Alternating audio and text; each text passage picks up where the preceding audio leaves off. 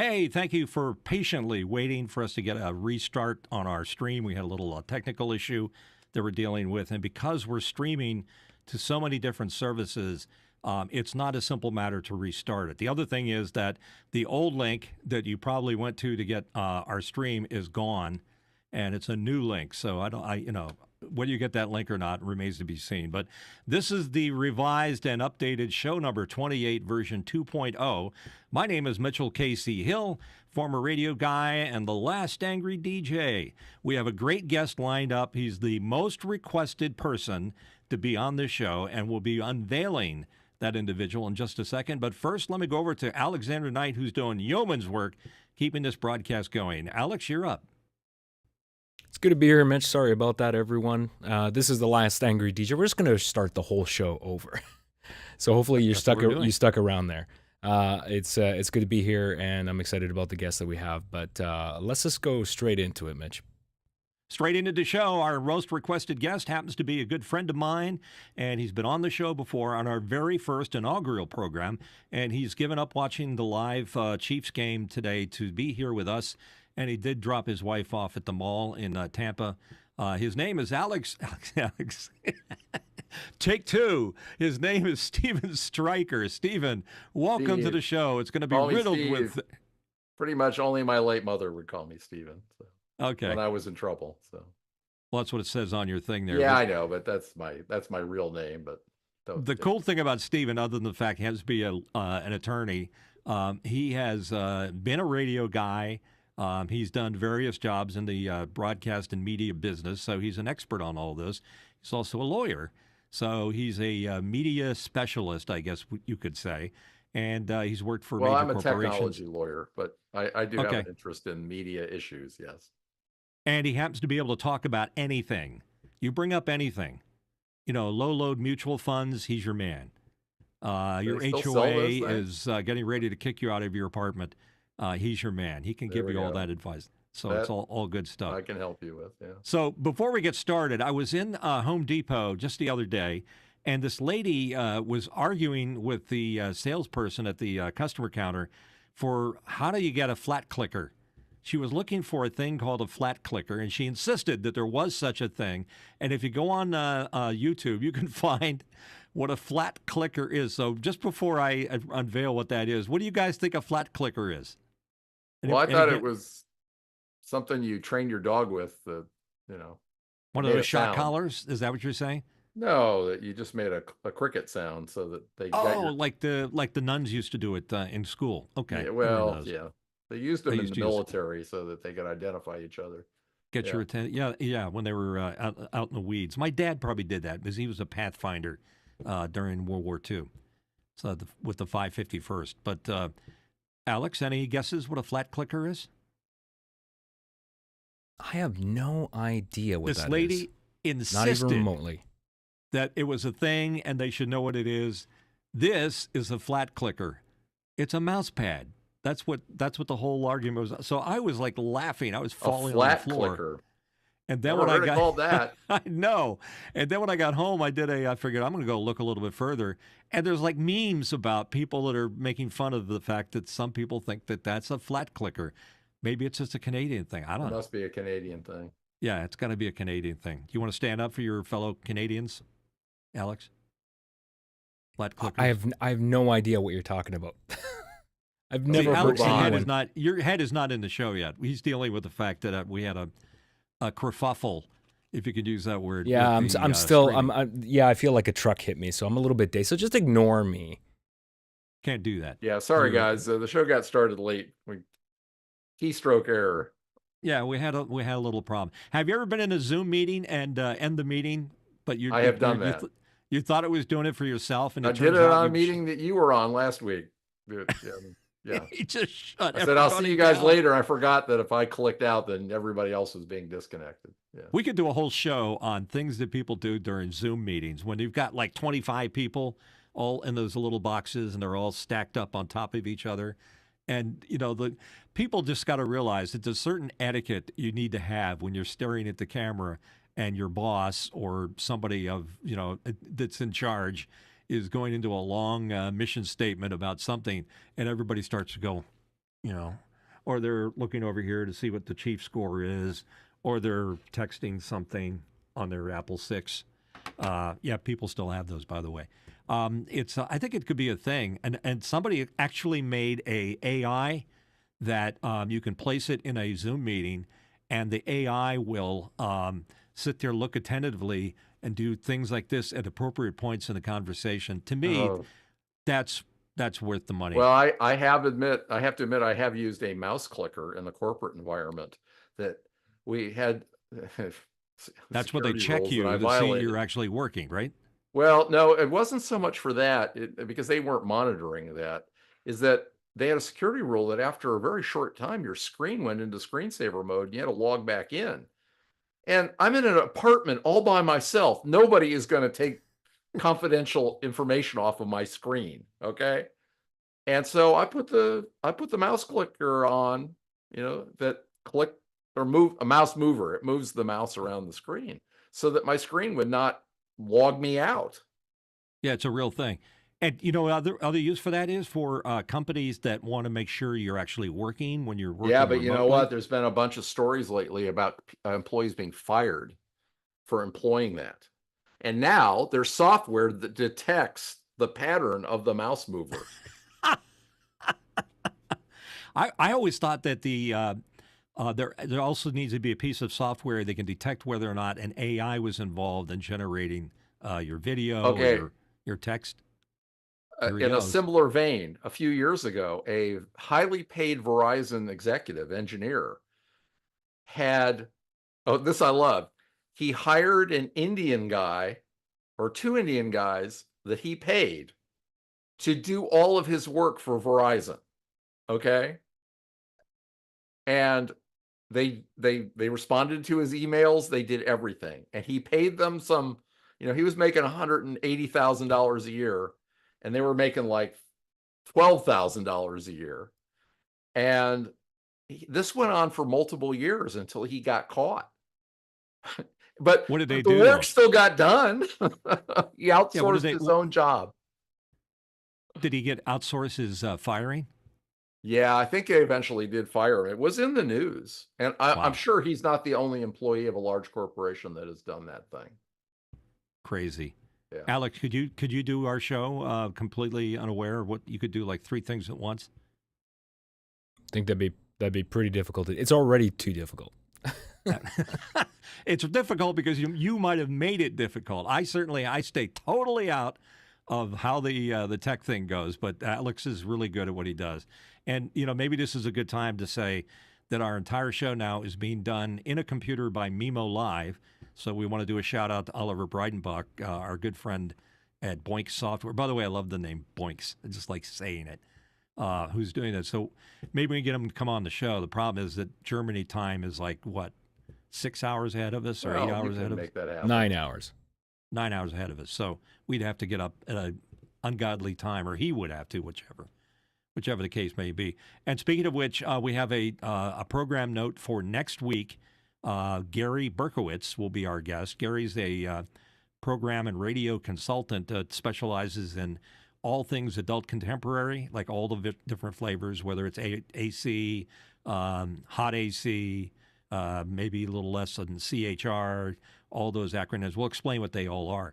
But Gary is going to be an excellent guest, and he's somebody that remembers me way back when I used to be the radio guy on WFIL. He actually listens, so we'll be talking a little bit about that too. So that'll be fun. So that's next week's show.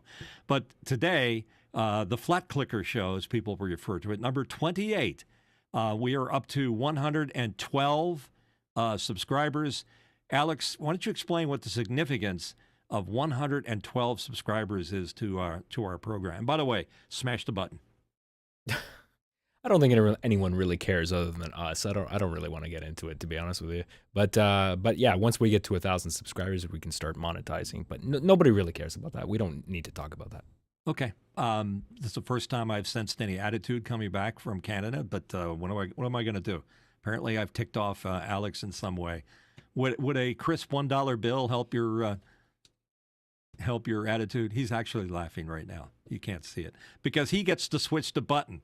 So, I get caught picking my Well, it nose. depends if you send them a US dollar, which is worth something, or a Canadian dollar, which is worth 34 cents or something. Smash the button, hit the like. Are we on Facebook now? Are we streaming live Facebook?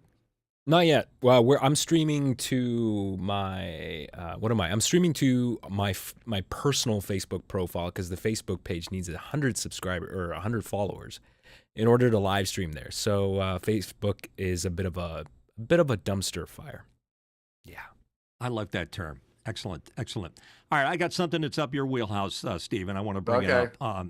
Earlier this year, Walmart announced that they were buying Vizio, which is a TV manufacturer. You can get TVs Yeah, I'm familiar dirt cheap. with their products, sure. It's really pisses me off when I go out and I spend $3,000 on a Sony OLED TV set, and then somebody tells me that they paid $150 for a Vizio equivalent size TV. But there's something that they have to give up. But here's the significance of Walmart buying Vizio, which is the manufacturer. First of all, they can sell it cheap. They own the factory. They own the data. They own all the engineering and technical. So here's the significance, and I'm going to run this to you, Steve, is that now Walmart has access to all that data. Well, then don't use that device, or don't click through on the license agreement. Not only that is here, think about this, and I'm a YouTube TV subscriber, cable, cord cutting replacement, which has got the Chiefs game, by the way. They're all knotted up at 10 in the second period in Cincinnati. Oh no, they're at Arrowhead. Sorry. But I noticed that when I surf on my logged in Google account, 5 seconds later, I looked for a piece of luggage the other day from a certain company, and they have TV creative already on there. And there was a 30-second TV spot for their away luggage that started playing within seconds of me searching. Now, think about this from Walmart standard. They can eliminate all of the inserted commercials. Think about it on there. And just put a bunch of either Walmart commercials, or if you've ever been to Walmart's headquarters in Arkansas, Coca-Cola, Pepsi, all the large vendors have those giant office buildings there where they service the Walmart account in Bentonville. They could say to the vendor, by the way, we'll carry a few more Coke products, but we want you to start inserting Coca-Cola ads through our platform and paying us. So they have that power. I mean, it's the power of the few now, not the power of the mom and pop. There's antitrust. A growing tension for enforcement of the Sherman Antitrust Act. And, it's uncomfortable because the politicians all make a lot of money off these huge companies, and they don't want enforcement of antitrust. If they did, Google would be separated into a few parts, and so would AWS. AWS would be stripped right off of Amazon. That's going to happen, I think, eventually. And why don't you explain what AWS is? Amazon Web Services, which is where you buy, I don't know, we probably have some of this service right now running on AWS, which are servers that you buy. There's also Azure, which is owned by Microsoft, which is their big offering where you don't have to have giant server farms, in your back room. You can buy all that from these people. And then there's also Google Cloud.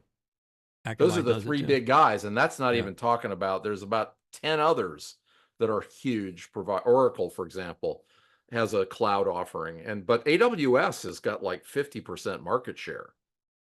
So when Skynet goes intelligent and starts to create Terminators, it's going to come from AWS farms or Akamai or one of those cloud-based. Well, Akamai is that's a different deal, but yeah. Well, I mean, we have too much media concentration. It's my opinion. Now, there's also positives of it. I mean, I wanted to learn more about that luggage. I was in the market for it. So I always viewed, I was a sales manager in radio stations before I went to law school. And, Lee Jacobs and I've had this conversation many times, is that it's not just the music you play on a radio station that makes you successful. Those commercials are important economic information for people who tune into that radio station. And if you have crappy production or bad audio on your spots, that's going to hurt your Arbitron numbers, or it's not Arbitron anymore. I'm showing my age, but Nielsen. audio, right? And, people want, I get a lot of value out of the referred, websites and things on Google. And it's interesting about what you're saying. I just want to stop you for a second. When I was on the air and we'd go into a stop set, we'd call it a cluster. It was very important in how you lined up. We had a spots. cluster this afternoon, right? Yeah. We had one of those clusters, and we're very familiar with them. But anyhow, you would want to play that big Coca-Cola sung jingle spot first, because it wouldn't. If you put the boring car dealership spot first, it's like, oh, yeah, time to tune out, because that's the tune-out point. Oh, yeah. People usually go somewhere else. Yeah, but you all did that manually. Now they have AI and they have algorithms that can... Exactly. Right. Exactly. And the other thing that's starting to happen radio is that because the powers that be see this as an opportunity to save money, because it's a challenged business model, radio, and they're putting everything up on the cloud, even the disc jockeys, the programming, the playing of music, all of that, and the way it gets cycled. There used to be a real, craft for a music director or program director at a radio station to hook into a piece of software like RCS or other Power Gold or one of those, and decide what songs get played in what order in order to properly serve their audience. So and you and Mike Schwartz, or Mike Rossi, he's professionally known, all were really good at that. Yeah. And you got paid to make those decisions. Yeah, and all that was based on very hands-on research, call-out research, and we'd have focus groups that we would go to and have them. We've talked about this before with some of our guests. So all of that's being negated by having this AI come in and do that stuff for you. Well, I'm not sure it's negated, but it's being, it's just like, it's a cheaper way to do stuff. You don't do, I worked at radio stations where they used to do all the invoices in pen, written on forms. Technology, index cards. Technology's replaced every business process. So I mean, we all rail against it, but that's just the reality. If you got a better piece of software that can replace that, we used to have 2 women that did nothing but type out invoices on a typewriter. Yeah. At 96 Super Q, WLEQ. Yeah, I remember. There were no computers running the back office. Sure. But the point I'm making is that the AI is a very disruptive technology. It's not necessarily bad, but it is disruptive to people that have jobs. And radio is weak right now in terms of how it's staffed and how it's operated. So they try to, media companies don't want it. Listen, employees are expensive. And if you can, and also the profit margins of radio stations are dramatically lower. The radio revenue, even the last 5 years, my radio friends have told me it's down around 60% over 5 years. Wow. And, gone are the days. Okay, when I was a sales manager in Birmingham, Alabama, at Magic 96, very successful station with gigantic business margins. We billed like $10 million a year in Birmingham, and had $400 a minute, 60-second spots.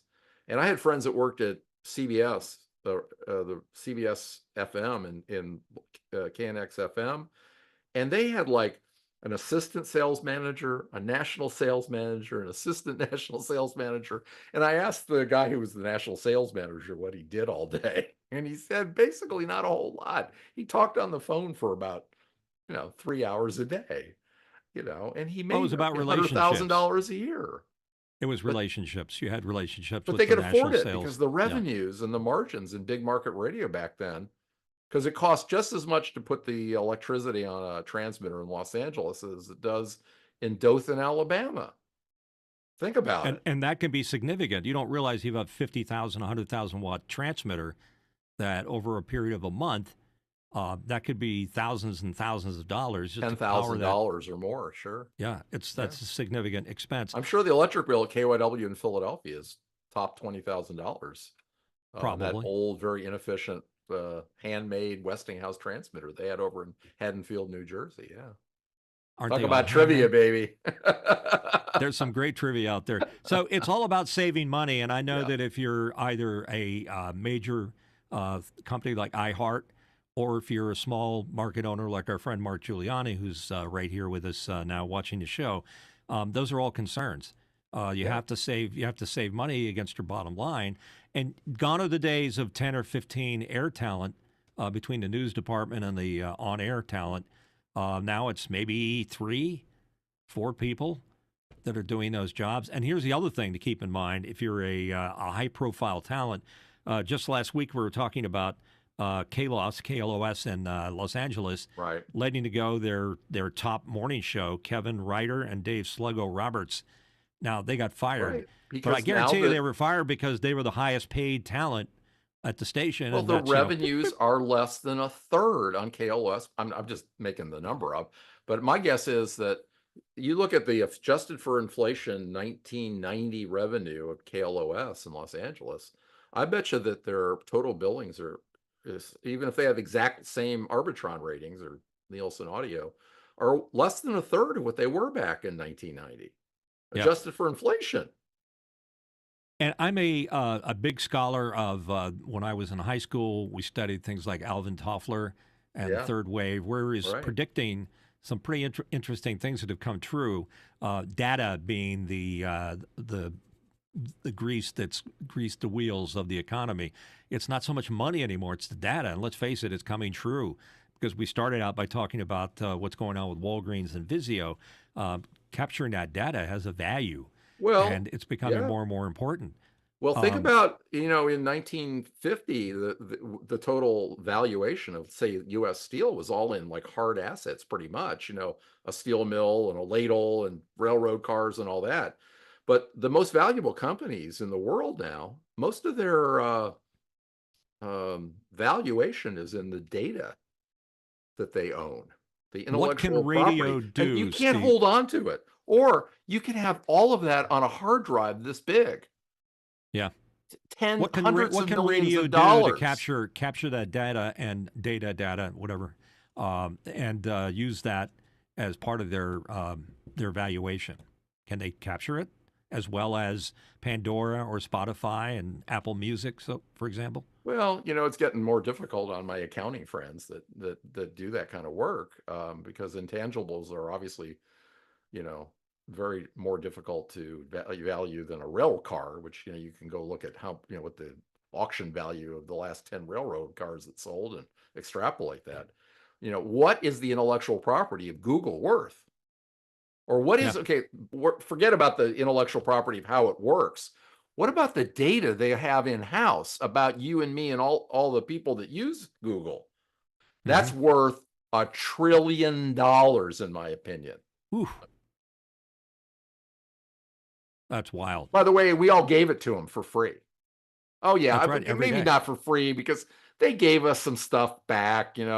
We got to search for a good hotel room, in Tokyo, or Muncie, Indiana, right? Well, like today, here's an example. I went to a friend of mine that owns a consignment clothing store, and I had these old Kuji sweaters.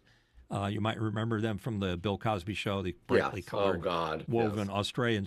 Apparently, they're making a comeback. Anyhow, I Sure. said, "Well, what's this thing worth today?" She hangs it on the wall, pulls out her phone, takes a picture of it, and Oh goes to yeah. Google, and Google spits out examples of the exact same sweater with the same color. And we're talking, Right. And what the it looks like a last three sale prices on eBay for them were. yeah, and it looks like a Jackson Pollock. It's got so many Hmm. colors all over it, and it Yeah. was able to match all that up. That's some pretty Sure. sophisticated algorithms that are Hmm. generating that input and Yes. turning it into data. So data is king. How can radio start to cash in on that data train that's traveling through the Well, world it's right kind of now? difficult because I'll tell you one thing about it's a one-way media. It goes out and, even though we have ratings and stuff like that, and people say, well, we have an audience of, we have a 22 share. Well, they don't really know that. Okay. I worked for Arbitron.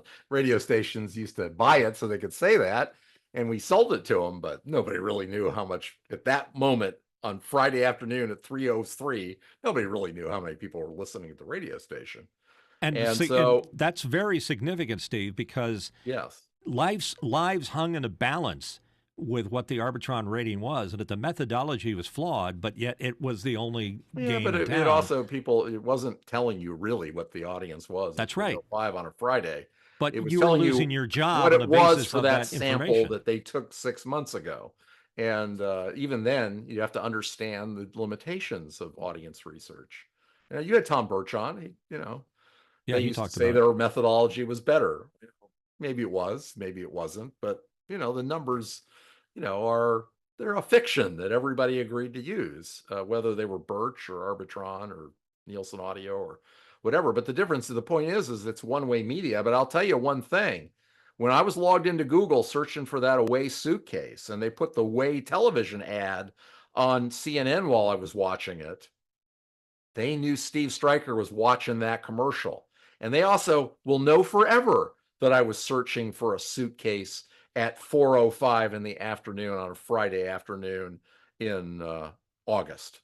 And if you dig deeply into your TV settings, you can opt out on some of that. You can. Not all of it, but a lot of it you can opt out. Well, I could log out of Google. I could log out of Google, and I could use DuckDuckGo or other browsers, but then I lose a lot of the functionality you get by being logged in. I have a friend her late husband didn't want to have any of his identity. And, she asked me a question whether she should log into these things. And I said, well, yeah, you don't have to. You can nix when it says accept, you can say no, but then you don't get all the nice stuff that comes along with participating on the platform and sharing your location and your IP address and your name and address and age and all that. Alex, is your TV plugged into the internet? My TV, I would never ever plug it into the internet. The only thing I would connect it to the internet for would be a firmware update. But I use an Apple TV because, first of all, just irrespective of potential security. You just answered this question. Yes, it is.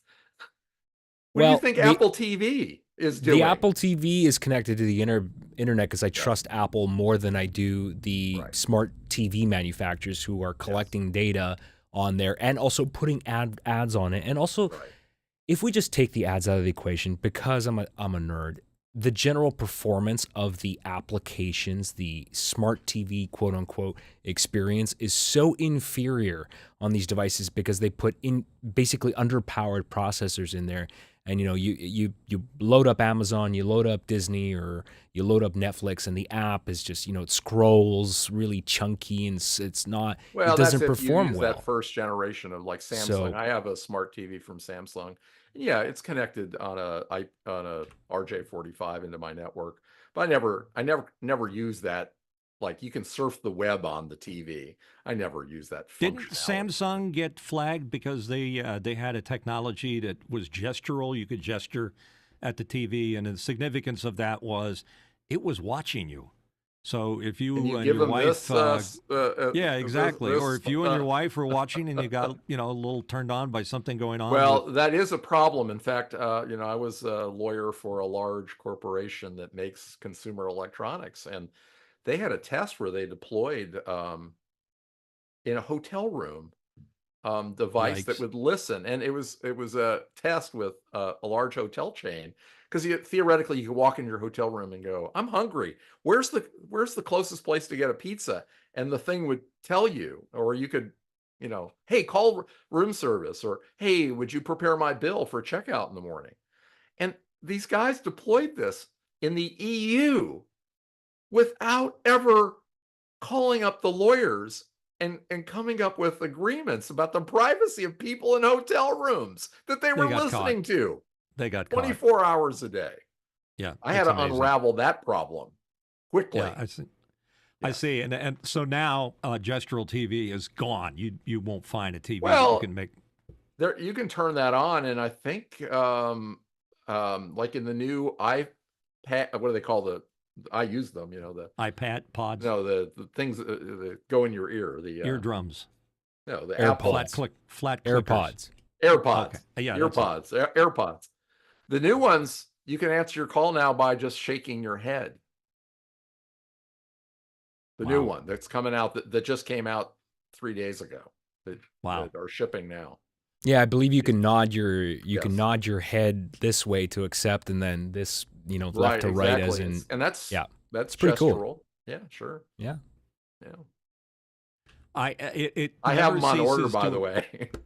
never ceases to amaze me all the Yeah. ways they're going to think of. They're thinking right now in a dark room somewhere.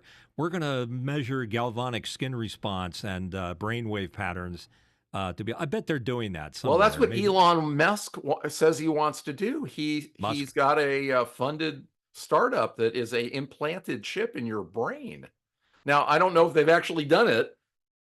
Okay, maybe some guinea pig has bought into Elon Musk's bullshit and has done that. But But couldn't they monetize that and say, hey, look, we know that people like their privacy, but if you want to make money on the side, become one of our test subjects, and your well, they life will is an be open people. book. I mean, there, those things that my dog's here, Elkie, It's chipped, yeah.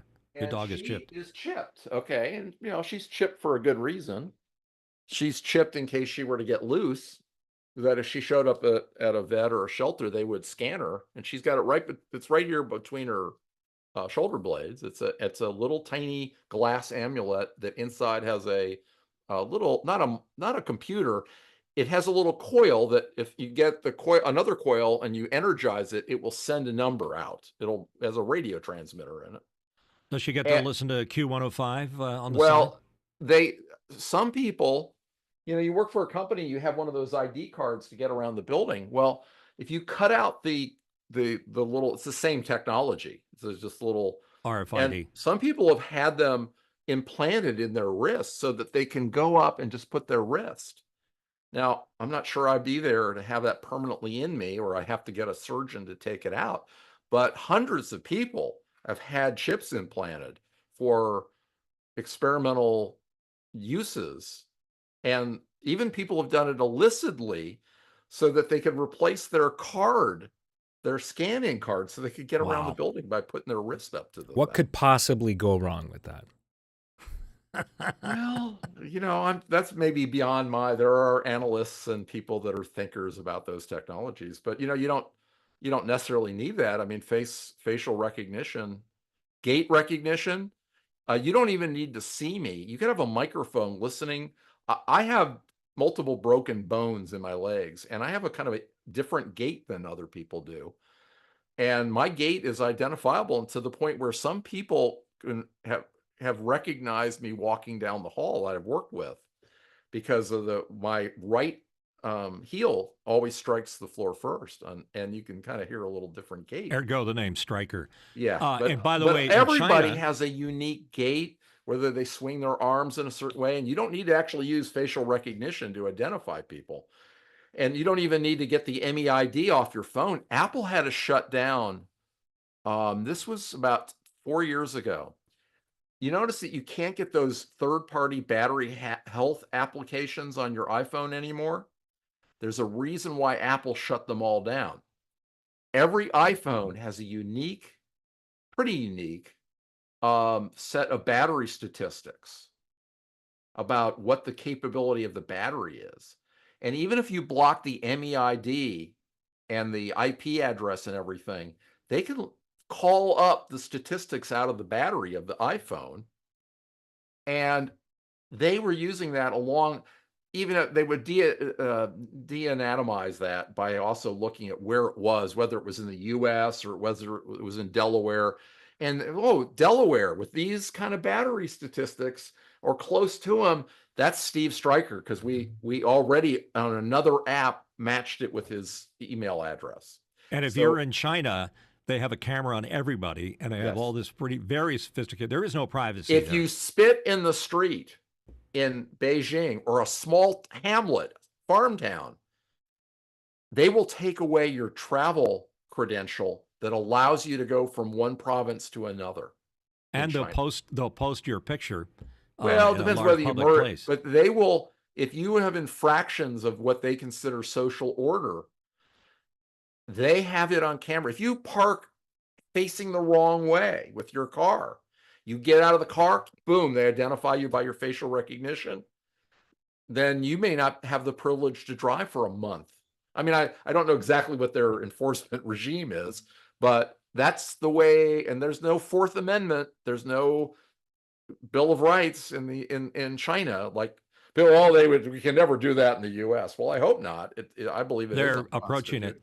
In, It in is China, also, unconstitutional. you start out with a set number of points to call them social points or whatever you Yeah, were yeah. referring Again, to, and it you're gets right. deducted on top of that. So if you go too far low, you become Well, socially spitting in the street, you unacceptable. lose 1. You murder your neighbor, I think you get 10. So, Oh, right. okay. I'm sorry. I Okay. don't want to be flippant about murdering anybody. I'm Absolutely. joking, of Absolutely. course. Let's take a Yes. moment to pause here a little bit and kick it over to Alex so that we can do a little housekeeping, and Alex can tell us what the latest chat information is going on. There's a lot of chat going on, and also how to get in Sure. touch with us and how to reward us for doing a good job. Alex?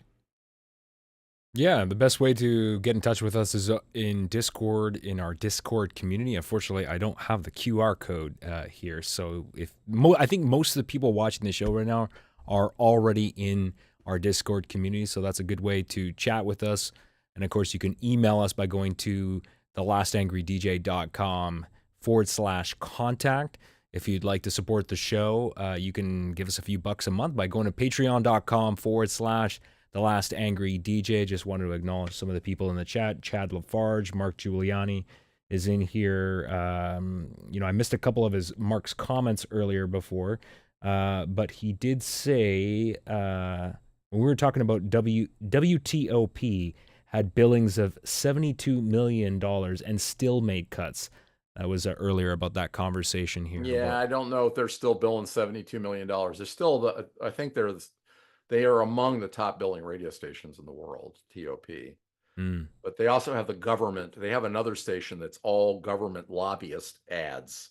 Nice. Okay. They have a couple other streams that are very lucrative at TOP. But I wouldn't be surprised if they do $72 million in revenue, but even their revenues are down, I'm sure. So it's not very, Alex, I don't know if you're finished there yet. I want to jump in. Yeah, we're good. Okay, cool. Thank you. And please smash the button, tell us you like us, all that kind of stuff. But we rely on that in order to measure our success and whether or not we're doing a good job or not. So we don't get paid for this, but we wouldn't mind a cup of coffee. We wouldn't mind seeing the numbers are up a little bit this week. Somebody just punched up the subscriber button, so we're up to 113. I think we started out at 109 or 106. So thank you. That's how you build an audience. You just do it one person at a time. And we thank you for participating. And we really do like to chat. And we will involve the chat more and more and integrate it into our programming wherever we can. That's an Alex thing. But right now, we're doing a lot of new things differently because that inevitably happens to every show that gets started. We find ways to be more efficient in how we do it. I think we're kind of like avoiding the ATEM trap and moving more towards software.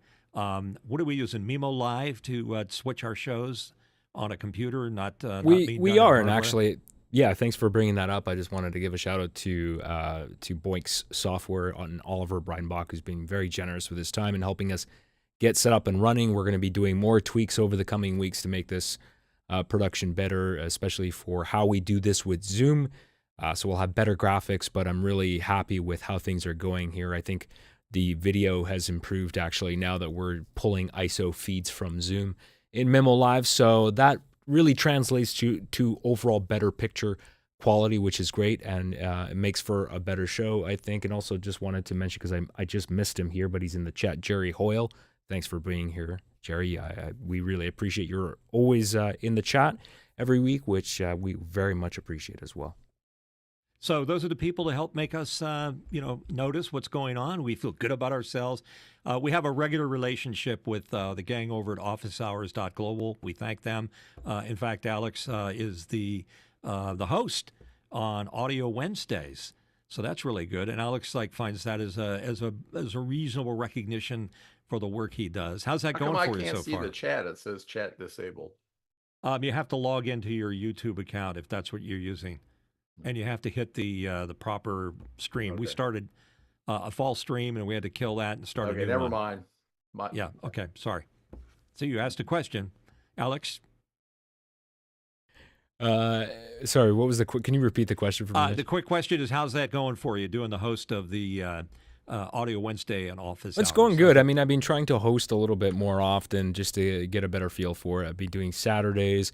Wednesday last week was my the first time that I've done that show on Wednesday. So it's really fun, because my background, I'm an audio guy, so to be surrounded with really knowledgeable and experienced people is really fun for me.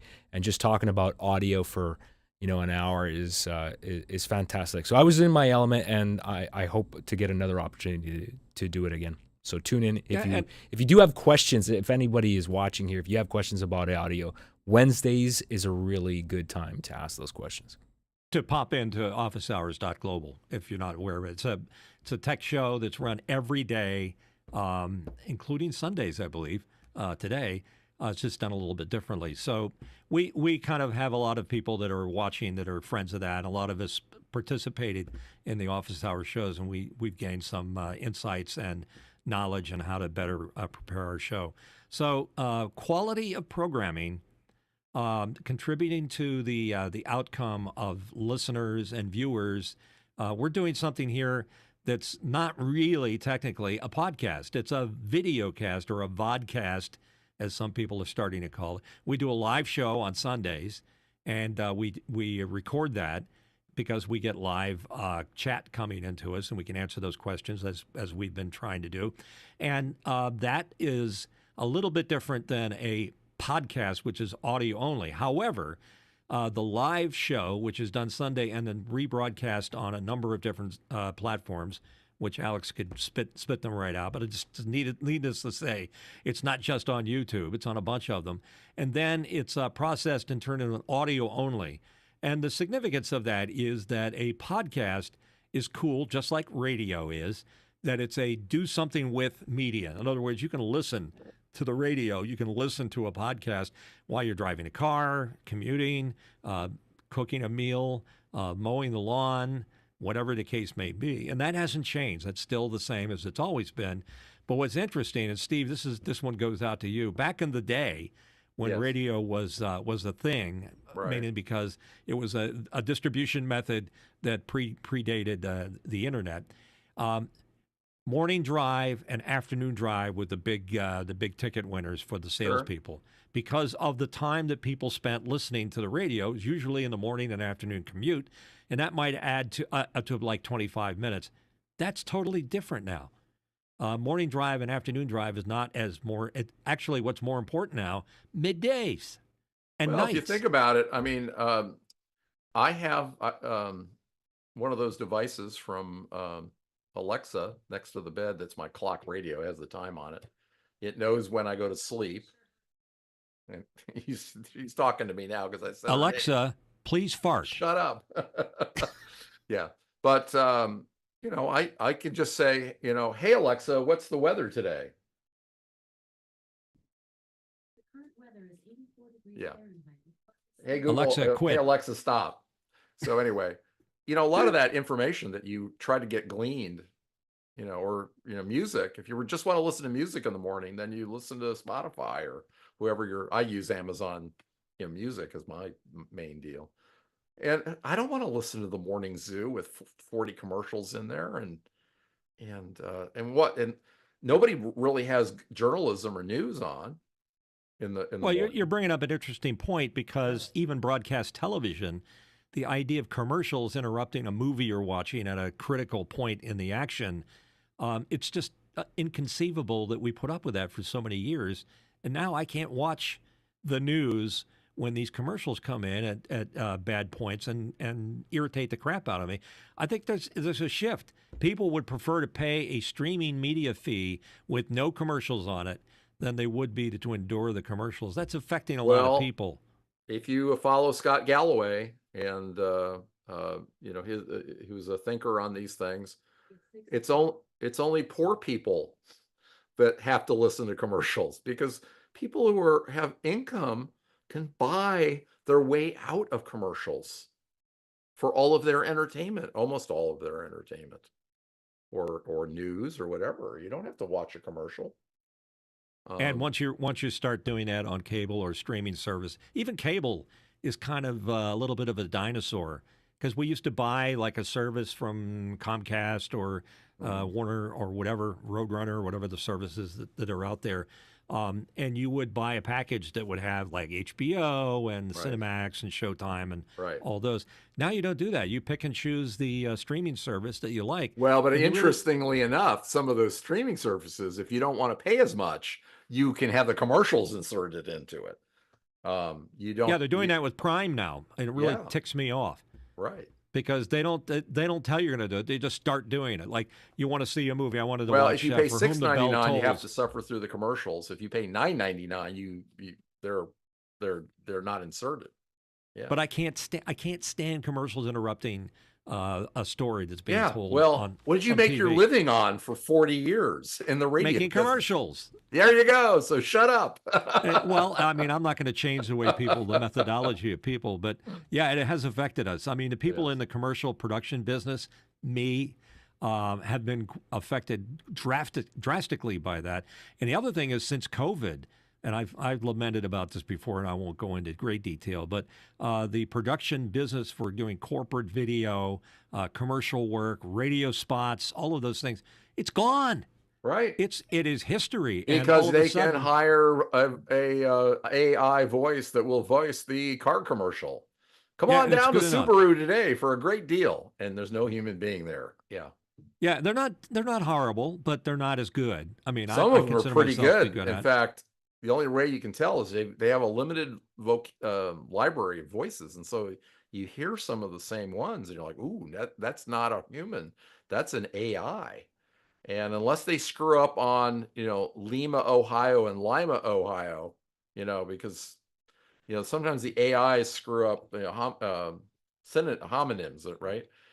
What's a word Yeah, that's pronounced English is a different? tough language because Right. life and live are spelled exactly alike Right, sometimes. right. Yeah. I've heard that screwed up on AI where live from New York. It's Saturday. No, it's live from New York, but the Right, AI right. didn't do it correctly. Yeah. The AI doesn't always get the contextual meaning Right. between them. Alex, you That's look right. like Right, you're Alex? bubbling over. Alex is an expert at this more than us. Yeah. I wouldn't say I'm an expert, but I actually just wanted to bring in a comment here in the chat because Mark Giuliani is saying, I think people are getting sick of the nickel and diming of subscription services. And that is 100% true. That is, subscription fatigue is absolutely a problem. I mean, you just look at the reports, right? The financial reports of all these streaming Right. companies, how much money they're losing, just how hard it is to turn a profit from this type of thing. And they constantly have, the term is churn. Every Well, month, the people shakeout canceling is the already service. underway. Yes. Right, it is absolutely doing that. And we're seeing Paramount, is it Paramount that got merged in something else? they Paramount already got Plus. bought. They're already acquired. Yeah. Right. Yep. So, Yep. and we're going to see more of that. I think It's it's also going to be too hard to curate. And between my wife and I think I subscribe. One day I subscribed to something she already had a subscription to, and we both that's a have sign. a That's a Max. sign And you then I got a discovered problem. I didn't have to buy either one. It was part of our package on YouTube TV. Well, they're Yeah, not and the other- making it. They're not making it easy for people because Oh, they don't. Because HBO is really bad. We don't have this in Canada, but I know with HBO and the whole HBO Max and all the different rebrandings, and now they're trying to do bundles, and it's so confusing. It's gotten almost, I don't want to say it's worse than what we had before with cable, but by the time you add up all these services, are you really saving that much money from You're what you not. had in the You're cable paying days? more in some cases. Right. But the Sure, idea exactly. is Hey, look, that I it's- don't want to have Fox News because I don't want to accidentally scan across Tucker Carlson. Well, he's not on there anymore. But whoever.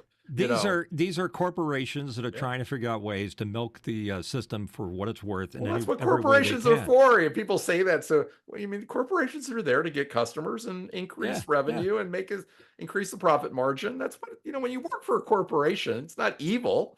That's what you get paid to do. No, Well, it's I just evil. want to acknowledge the fact that Yeah.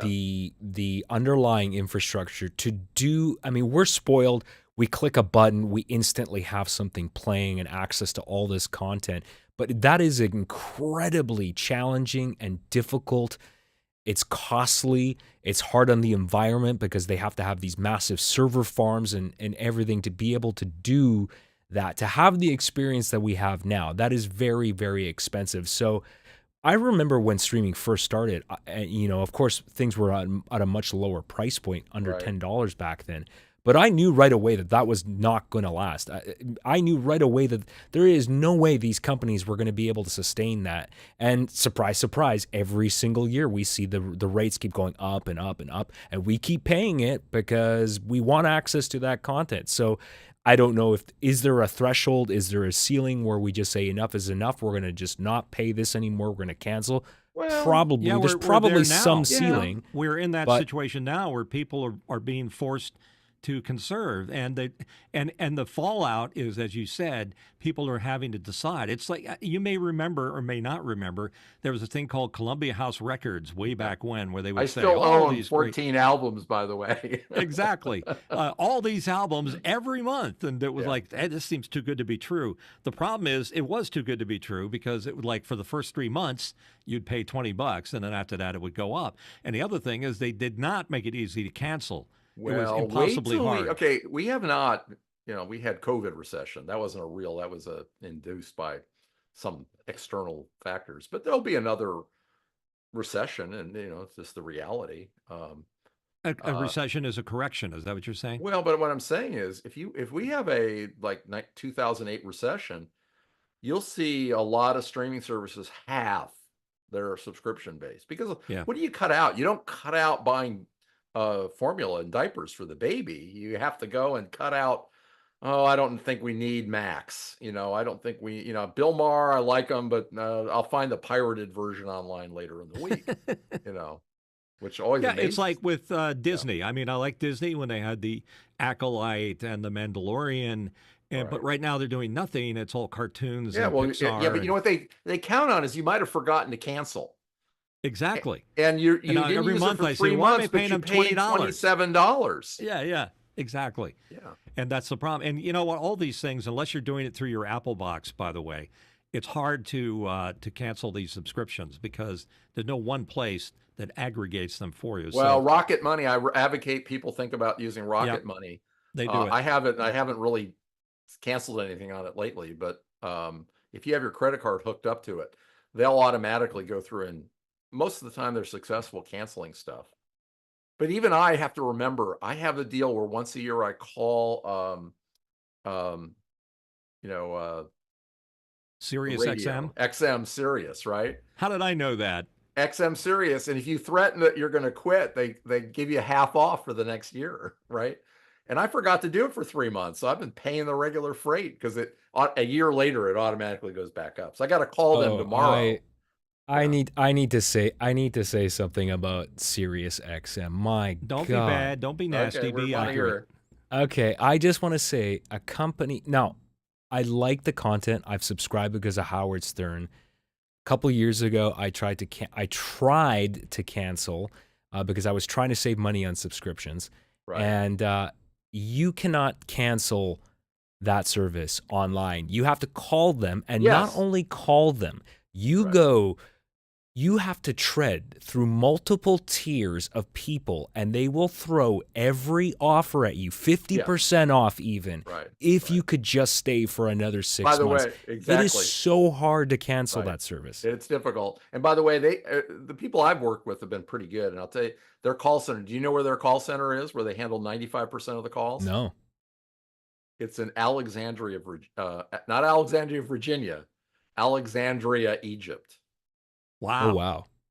They used to be on some, I think used to be on some in the Caribbean, and they canceled that deal, moved it off to this call center and distributed call center that's out of Egypt, because they have enough English speakers to deal with it.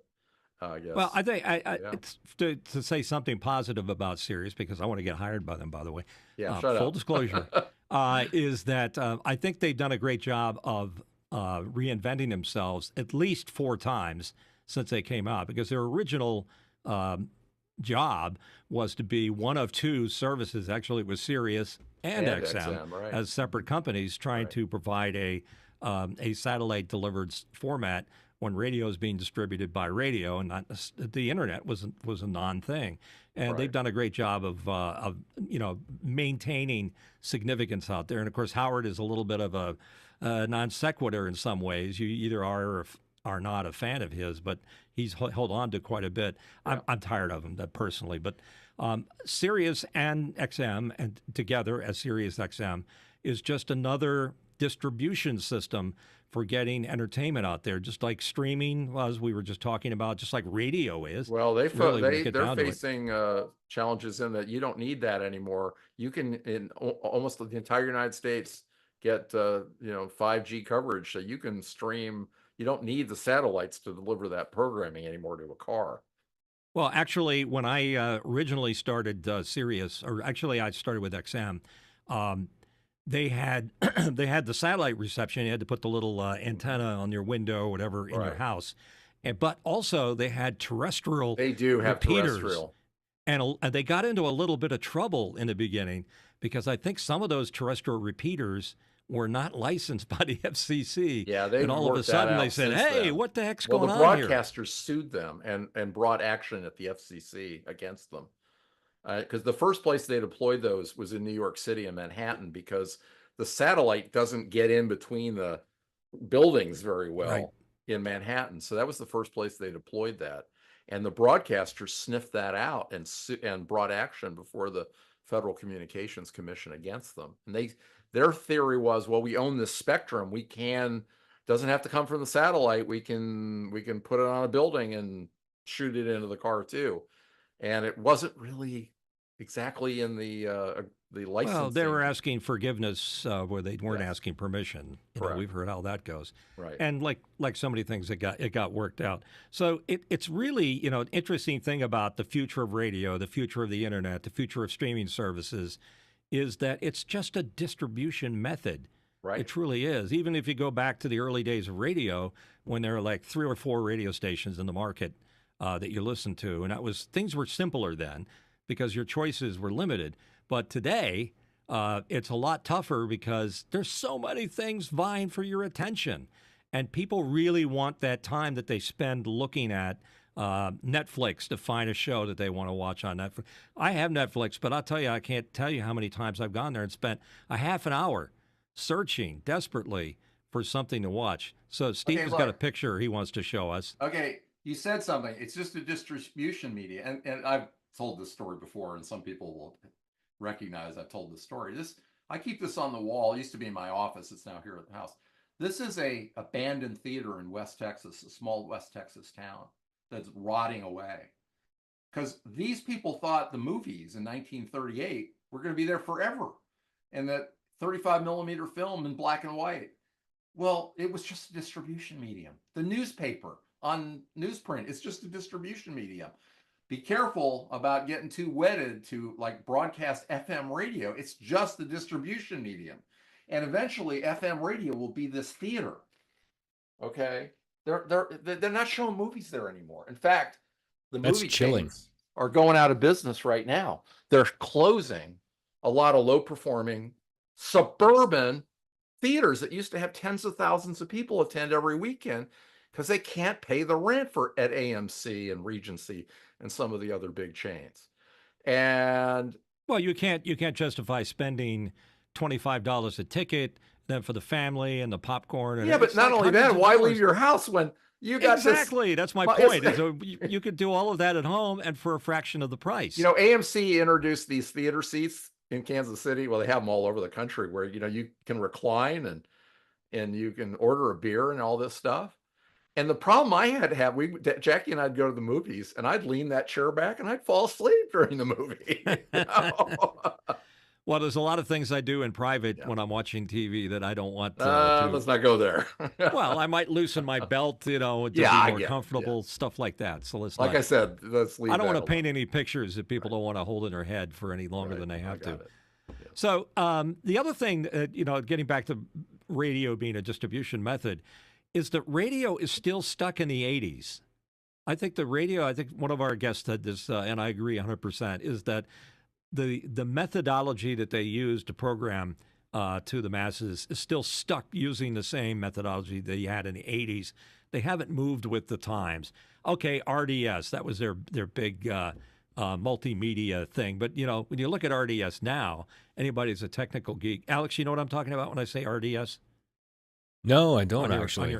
Okay, when you're in your car and Explain. you're listening to the radio, it comes up like the title of the song and maybe the little punchline for the station you're watching.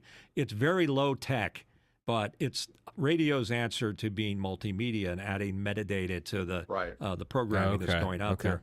It's just so old and clunky when you compare it to what we get on the internet, on our screens, on our PCs, et cetera, et cetera. So they're having a hard time staying abreast of all that. Adopting standards and deploying them into radios and devices is not. It's very difficult. Those are all walled garden. Radio's a walled garden, and it's a walled garden of technology that basically was all designed by, I think, even the current 75 megahertz stereo FM system was approved by the FCC in 1952, I think. And the 88 to 108 FM band started on the air in 1949. Okay. Yeah, there was a time when FM was for hobbyists and for or audio classical music aficionados. aficionados. Yeah, and the crazy thing about that was that FM was like the poor sister to AM, which was the big powerhouse radio stations. Right. And people started, fighting against the AM top 40 stations, saying my FM station is better because they pay less commercials and they play the songs that I want to hear. Well, all they were doing it because that's all they could. Well, they couldn't sell any commercials because they couldn't buy more. They couldn't get people to buy more ads. So they figured, what the heck, we're going to make a thing out of it. And now FM's in the same boat that the AM stations were when they were the big powerhouses. And AM as a format is failing. I mean, there's a lot of dead AM stations looking a lot like that picture of that West Texas movie theater. Oh, yeah, that are just a tower and a building. And, well, there's some that are just the towers fall down and then the broadcasters just send the license back to the FCC. It's not worth putting the tower back up. So what's the future of AM? Yeah. Well, I actually wanted that's a great segue, Mitch, because I have a question about this for all of you, and I'm sure Mark Giuliani as a radio station owner is curious about this too. But in a hypothetical situation, and well, actually it's not so hypothetical because I think it's only a matter of time. It's not if, but when. If you could click a button right now and you could transition every single terrestrial radio listener to a different platform, how do you see radio surviving? Where does radio go? Does it go to YouTube and become a video production thing that, simulcasts to audio as well? What does the platform what does the modern radio platform look like? If you could take the content that we have now and put it somewhere else that's more modern, what does that look like? Steve? I get in a lot of trouble because I have friends that are in the radio business or consultants or whatever, but I don't see first of all, you can't do what you just described. And demographically, my 36-year-old son does not listen to terrestrial radio and probably hasn't for 20 years. And, it's a demographic thing. I don't listen to terrestrial radio very much. I do listen to XM as I listened to politics in the 70s on 7. So I have an idea.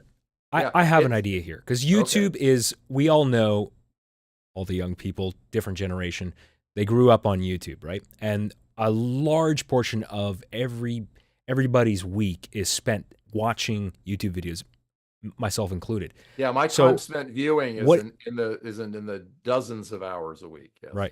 Right, exactly. So if we had the support of a company like Google on that level with YouTube, what if YouTube recently added a podcast button to their interface. What if they added a button that said radio?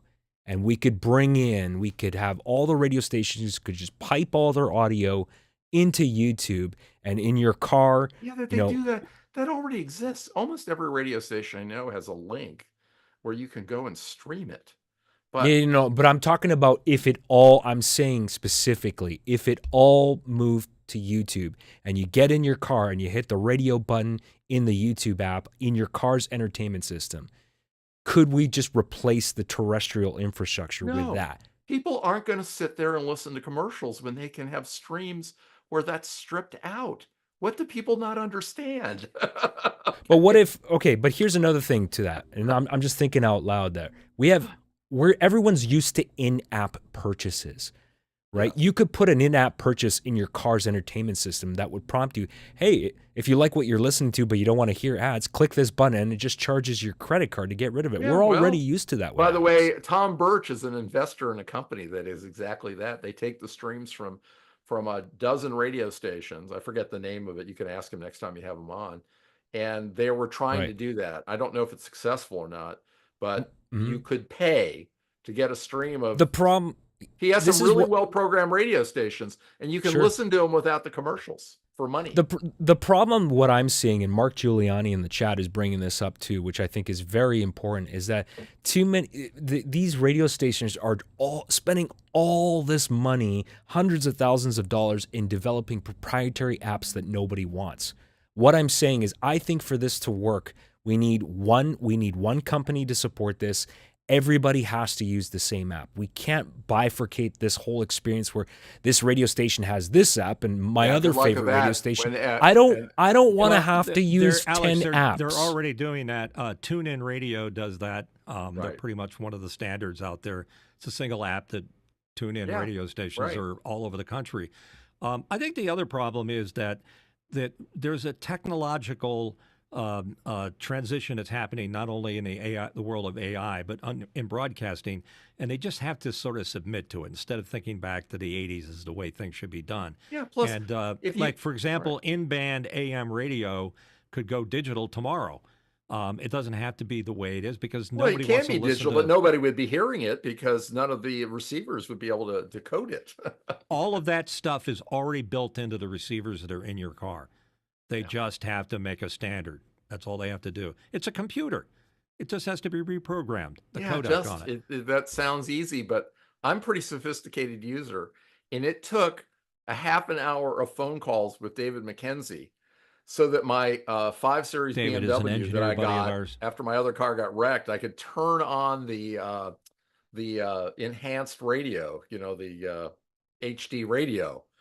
And the problem is BMW's radios do it completely different than Subaru's radios do it. Well, in fact, from what I don't own a BMW, but from what I've seen in reviews and watching Top Gear for many years, that little scroll control wheel thing and their interface is not. That wasn't the problem. The point is that and I worked for Harman. Okay, that's the company. We made a third of all the receivers that go OEM.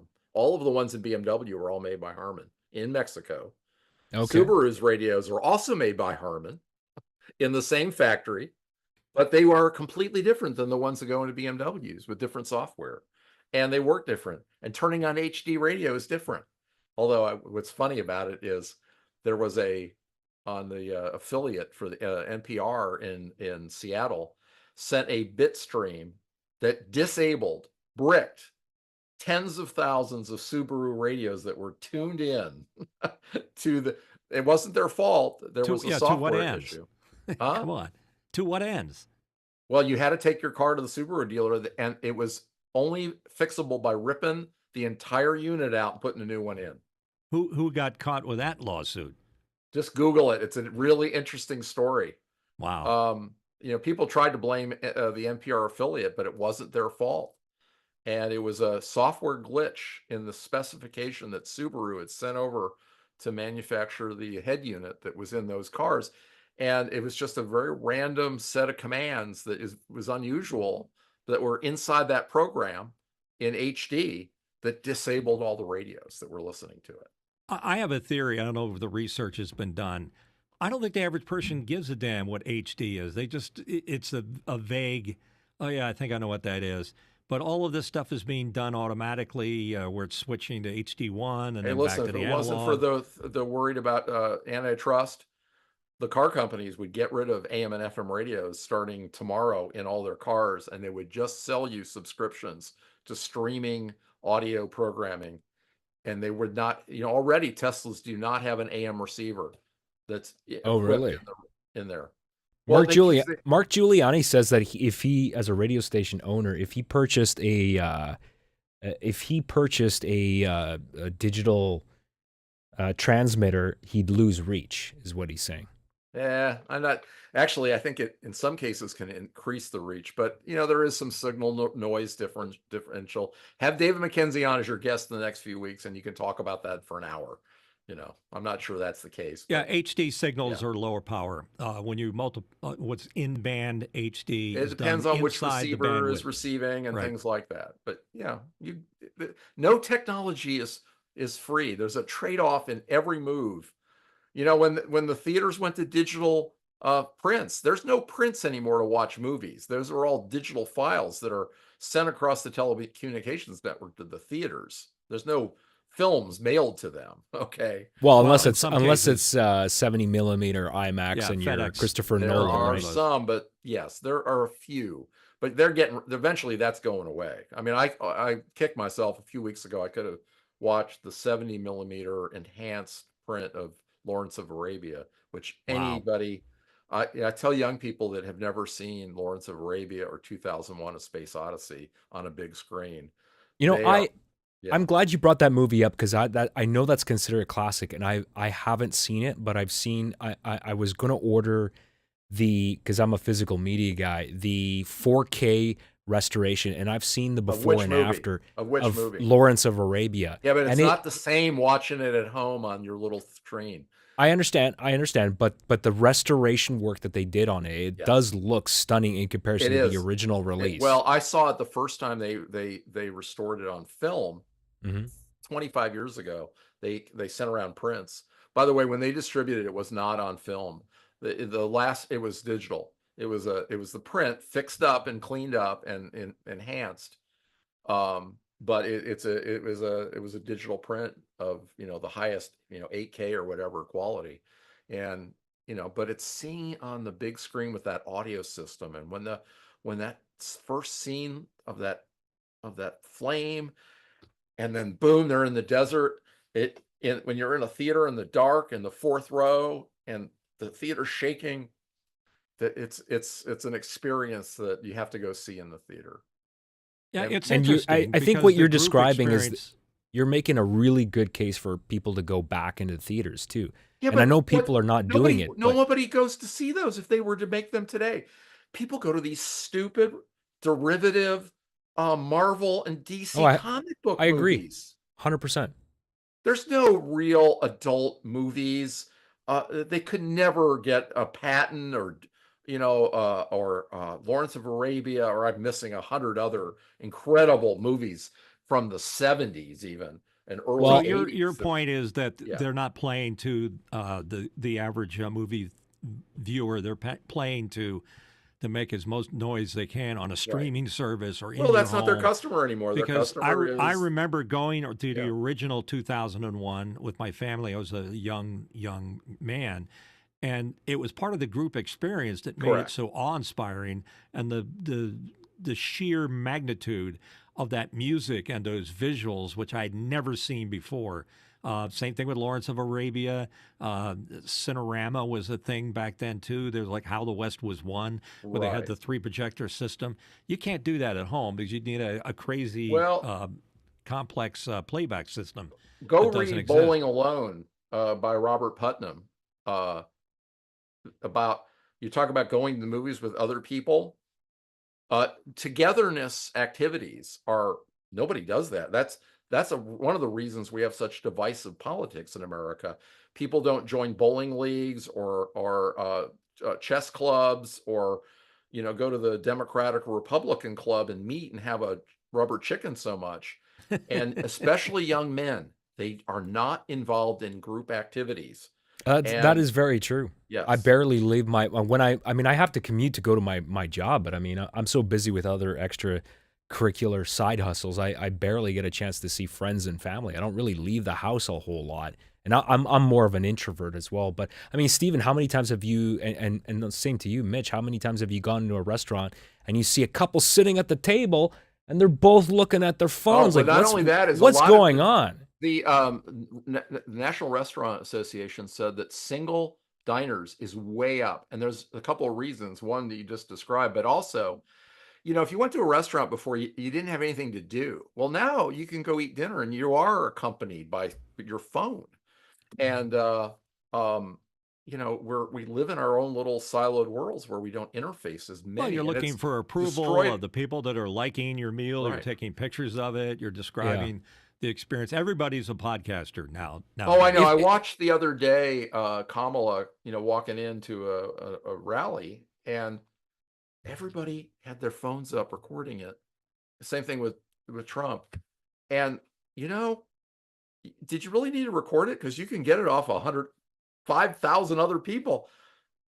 Watch it yourself. You're there. You're actually experiencing it. Put Yeah, the it's pretty phone crazy. down. Hey, you just brought up the thing about the movie theaters, which I think is interesting. I know a movie theater entrepreneur lives in this area. Right. His name is Penn Ketchum. He has Penn Theaters, Right. and he's IMAX theater. He's a aficionado, and he also, I think he would be a great guest. We should bring him on based on what you were just saying, because Penn is dealing with this transition, and he's got some very nice facilities. He's like top notch digital delivery, IMAX, everything. Right. He's got one in here in town. He's got one in Lidditz, Pennsylvania. Thanks for that suggestion, because I think bringing Penn in would be really cool to see what it actually, because that's a piece of your attention. All these things that we're talking about here vie for your attention, and what things get the most attention are the ones that are going to be successful. That's why there's been a correction in streaming media right now, because people's attention is being diverted in other areas, or deals are being made. Like with all these subscription services, by the way, when you do what Stephen was suggesting, that you go on and negotiate with them about your the rate you're paying, you're worth more to them as a subscriber than you are the money you're paying them for that subscription service, because you directly affect the valuation of that company. And to the people that drive their business with the bottom line, the number of subscribers is worth serious cash to them, ultimately. Well, it's just like, when I worked in the radio business, I mean, one of my jobs in the radio business for about 5 years, I was a consultant on acquisition of radio stations and valuation of them, looking at the revenues, but also, this is after I worked for Arbitron, taking the Arbitron numbers and saying what is an Arbitron number worth when you're selling an FM radio station in Kansas City, for example. That was a project I worked on to the buyers of a couple of radio stations back in the 80s. And you can't assign, valuations to all those things. And that goes on right now. When they're talking about selling a streaming service to another one. There's probably $1 per sub. The cable was that way. When you sold a cable, Rollins Cablevision in Delaware sold out to whoever they did. There was a price back then that was the going rate for a sub. And also houses passed. That was another statistic that was used in valuation of cable systems, right? I talked to the son of John B. Reynolds, who owned a big FM station here in town. Yeah, he's your neighbor there in the building. He's literally my neighbor in the building. We've talked many a time about the stores. When they originally sold WJBR in Wilmington, which could be any town, USA or Canada, they sold it for $4 million, which at that time was all the money in the world. Some years later, Beasley bought them for $40 million. Right, and then they sold it for $5.2 million a few months ago. To a religious organization, because that's giving you an idea the valuation of radio is not what it used to be, because it's a damaged media in a lot of people's minds. So it is. Look, I just kind of want to sum up what we've been talking about, because we could do this all day long. All these things vie for your attention. All of them want to entertain, inform, or somehow enhance your experience. And there's so much that you have to choose from. Some things are going to be left in the pile behind. So you have to be very forward thinking, whatever media you're in, whatever dog you're holding up to the camera, and be careful. They're eating dogs and cats in Ohio. No, not mine. By the way, that whole thing turned into a meme during the debate. Everything I see now is some variation of the speech that was given about dogs and cats. And we're making fun of it, but remember, it's a blood libel, and it's serious business with what the Trump campaign has done with that. That's a blood libel. It's a racist attempt that will incite violence, which already has, against dark-skinned people, and it's not funny. I mean, the memes are hilarious. Don't get me wrong. I've sent them myself, but I've thought about it and I'm not sending them out anymore. You I was know, going to say dog and cat owners. it's a When I serious used to be on the business. radio, when we had news stories about Yeah. mayhem and shootings and bank robberies, I'm wrapping up here, Alex, just so you know. People would say, well, that's the way people are. But the minute you talked about animals being harmed in any way, they would come out of the woodwork and freak out. So on that note, I'd say be careful what you say because we don't want it to come true. We don't want to make it normalized so that people think, well, maybe I can eat the family pet. Yeah. Gonna... Concentrate on Project 2025 because although they're trying to disavow 80% of that stuff is what they want to have happen. A rabbit hole, Steve. So I try to stay away from the political things, but thank you for your we got a little opinion. bit in at the end. So what a great show. I want to thank Steve Streiker as being our guest here. Always a very interesting guest. And because Elkie. he knows so much of everything, and he loves his dog, Elkie. And Elkie and our buddies, as many other people are. I want to thank the people who have been chatting. I think we've had more people responding to what's going on here than any other thing we've done in the past. And Alex, how do people reach out to us if they want to tell us that they love us or they have a comment, they want a new guest, those kind of things? What do they do? Yeah, they can email us by going to thelastangrydj.com/contact or just send us an email direct at hello@thelastangrydj.com. And of course, our Discord community, we love seeing people there. And we're on social media. If you just search for the name of the podcast, which you already know, we're pretty much everywhere. Yep. All right. Thank you, Alex. Thanks, guys, for having me Steve. on. I appreciate it. Enjoyed it very much. Yeah, it was fun to have you on. And maybe Thanks, next Steve. quarter we'll get you to come back because we have lots more to talk about that we didn't talk about yet. We need to talk about solutions, too. We recognize a lot of the problems that are going on. So thank you very much for being here for show number 28. Next week, we're going to have a great guest here. We're going to have Gary Berkowitz, who has GaryBerkowitz.com. If you go, you can check him out. Gary is a programming consultant, radio guide, specializes in AC, adult contemporary, and all its variations. He's going to talk about radio formats. It's at a special time, 10 a.m. Eastern. And if you want to join us, you're going to be up early if you're out on the West Coast somewhere. So keep in mind, 10 a.m. We'll make sure that we send you the links and all that. And in the meantime, thanks to all you folks that have participated. Thank you for smashing that subscribing button. Thanks for all the hearts on our chat right now that are popping up. And please take care of yourselves. We'll see you next week.